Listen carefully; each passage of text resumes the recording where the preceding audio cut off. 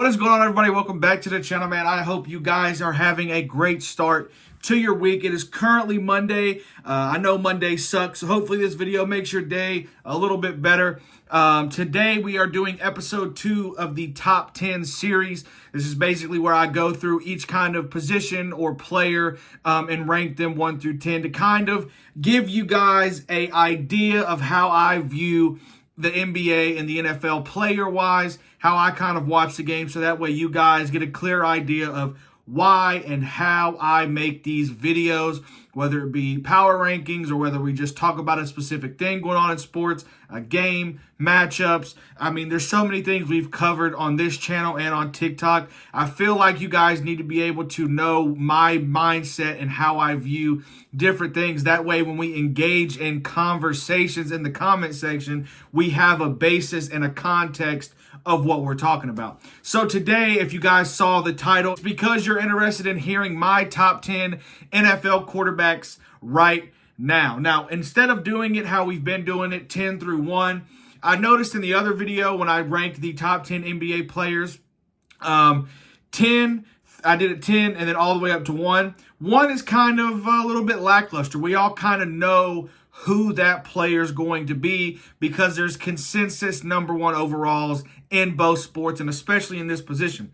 So what we're going to do to keep the video a little bit more interesting, we're going to start at 1 and work our way down to 10 because as we go, the list gets more and more controversial. And not that we're doing it for clicks, but that way it keeps you guys interested and your attention spans have a little bit more to wonder and speculate as to who goes on and whether you want to see your team's favorite quarterback on the list. So we're going to go ahead and get started. This isn't going to be a long video, but we're going to start at number 1, and it's pretty easy. Patrick Mahomes. Patrick Mahomes is now back-to-back Super Bowl champion and MVP of both games. Has a chance to do something that's never been done in NFL history and go with the three-peat back-to-back-to-back. Never been done in NFL history. He has the chance to do it. He is obviously the guy we all look at and say he is the closest to catching Tom Brady that we have ever seen. Obviously, he still has a very long way to go, but he is the guy we look at and say, okay, he's got a chance. So pretty simple, pretty self-explanatory. Mahomes is at 1. Number 2 is where we might get a little controversial, and I'm sure some people will get upset. It's Joe Burrow. Joe Burrow is the only guy to beat the number 1 player on this list. I realize he was hurt for pretty much half of the season last year. He wasn't playing very well at the first half of that season. Was coming off another injury-rattled off season where he didn't get a long preseason or training camp to practice and get back into shape. But they did hit their stride a little bit before his injury, and they looked like the old Bengals. So I do think Joe Burrow is the second best quarterback in the league. Like I said, he's the only guy to beat Mahomes on that stage, especially with the way he did it coming back from different leads, double-digit leads. He's the second best quarterback in the league, and I'm willing to talk about it for sure. But in my opinion, Burrow's at 2. Moving on to number 3, we got Josh Allen. Josh Allen looks like his nickname, the Mandalorian. He looks insane every time he steps on an NFL field. He truly carries his team like no other quarterback in this league. Patrick Mahomes definitely did his best this year carrying his team, but he had a really good defense to help him out as well. And having someone like Travis Kelce is obviously an easier out a lot. So moving on from Josh Allen, number 4, Lamar Jackson. Lamar Jackson is a current 2-time MVP.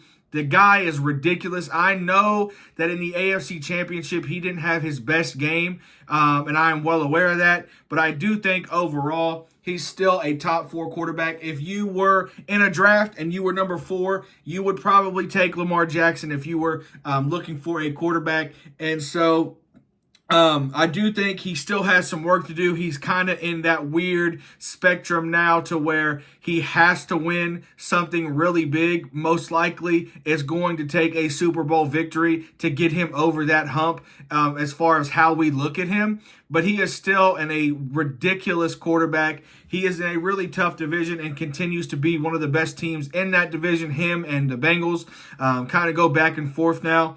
And so I do have him at number 4. Number 5 is where we get a little bit shaky and a little bit more controversial. I have C.J. Stroud. C.J. Stroud in his rookie year was able to really put his stamp on the NFL. Played amazing. Got to the second round of the playoffs. Almost went to the AFC Championship. Lost it in the second half, but he played really well. He was in the MVP conversation there for a little bit, then dropped off. But if you are in the MVP conversation in your first year, that's pretty impressive. So I think that he only is going to get better. And for right now, I have him at number 5. Moving on to number 6. Dak Prescott. Dak Prescott was also mentioned in MVP conversations this year. Just couldn't get it done. Obviously, they continue to flame out in the playoffs. And so for me, he can't really be a top 5 quarterback until he gets over the hump of at least winning and getting to the NFC Championship. It's pretty hard to say that he's a bad quarterback, though, as well. He has really good regular seasons, but just for some reason, we all know the story of the Dallas Cowboys. And so for me, he is at 6. Moving on to number 7, Justin Herbert. Justin Herbert has really not done anything in his career as far as winning or accolades, but I still think he is one of the better quarterbacks in this league, and I think a lot of you know that. He is very big, very athletic, very strong, very fast, everything you would want in a quarterback. His arm talent is really crazy. I do know that he very much gets that same attention as Luka Doncic, where it's, Justin Herbert in made-up situation, and it's like a video of, whoever, insert great quarterback here. But he does have some really good potential. He is 26, though, so I think that is something that needs to be looked at. That is not old, but it's not young. And so I think we need to start watching that a little bit more. Hopefully him and Jim Harbaugh click and really get him some help down there in Los Angeles. And hopefully the Chargers stop charging. Moving on to number 8. I do think this guy is a little bit higher on this list just because of how he flamed out at the end of the year, but I still have hope in him. I really like the way he plays and conducts himself. It's Jaylen Herz. Jaylen Herz is an incredible dual threat quarterback. He has really worked on his arm talent and passing accuracy. I really like the way he plays, and like I said, I know he flamed out hard last year towards the end, but he was pretty heavily injured. I don't know whether or not he'll talk about that more. We do know there was a leg injury and a shoulder injury that kind of was hindering him from playing his best ball. And also the coordinators were not very good for the Philadelphia team. If you know anything about the Philadelphia team, you know the coordinators were a pretty big position that they wanted to renew amongst fans. They were definitely not happy with the way those two worked out.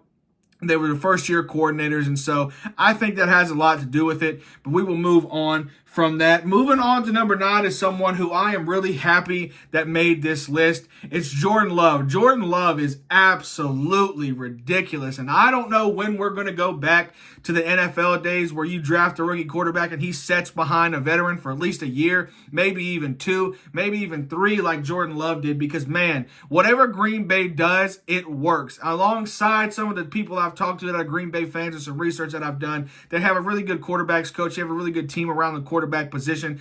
But it's got to be something with the fact that they sit behind quarterbacks and they learn for at least a year, man. I understand that a lot of guys, when you take a quarterback in the front office, their jobs are on the line. But I'm telling you, it will be paid off in the long run if you just let the rookie learn. Let him learn. I realize some guys like C.J. Stroud are going to be able to come out of the box and look like an all-pro quarterback. But some guys, most guys, are not going to be able to do that. Most guys are not C.J. Stroud. And so I do think overall we will see a shift, kind of go back to how we saw it before. And with Jordan Love, it really worked out well, and it earned him the number 9 spot on my top 10 quarterback list.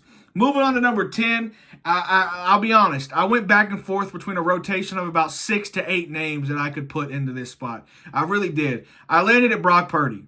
Brock Purdy is my number 10 quarterback. If you lead a team as a Mr. Irrelevant to a NFC Championship one year and then a Super Bowl next year as a Mr. Irrelevant, almost undrafted quarterback, someone who no one thought would happen, I realized he's on a stacked team. I realized the 49ers are a very good team offensively and defensively. The Trigger Man has been questioned in the past, but he has definitely been the best quarterback, I think. I'd have to ask 49ers fans. I know that Jimmy Garoppolo got him there, and he was a throwaway, pretty similar to how Brock Purdy was. But I think Brock Purdy is so young. He still has a lot more potential. He's already, maybe not surpassed, but at least met expectations of what Jimmy Garoppolo was supposed to bring to San Francisco. And so him being in his second year and already meeting someone like Jimmy Garoppolo's expectations, I do believe he only has more potential to grow and become a better quarterback. Some of the other names I had in this spot were Tua, Matt Stafford, Jared Goff was definitely someone who I talked about putting in here. And honestly, it hurts kind of leaving him off. He was a very good quarterback on a very good Detroit team. He definitely deserves to be on this list. But at a time in this league where we have so much talent at the quarterback position, it's hard to let a guy meet in the top 10. And so for me personally, I split hairs between Purdy and Goff because it was pretty much Purdy and Goff going back and forth, and then there was Tua at that would-be 12th spot if you rank them like that. And I ended up going with Purdy just because he was able to get his team to the Super Bowl over Jared Goff. So I appreciate you guys so much. If you are new here, make sure to hit that subscribe button. Make sure to leave a comment and a like.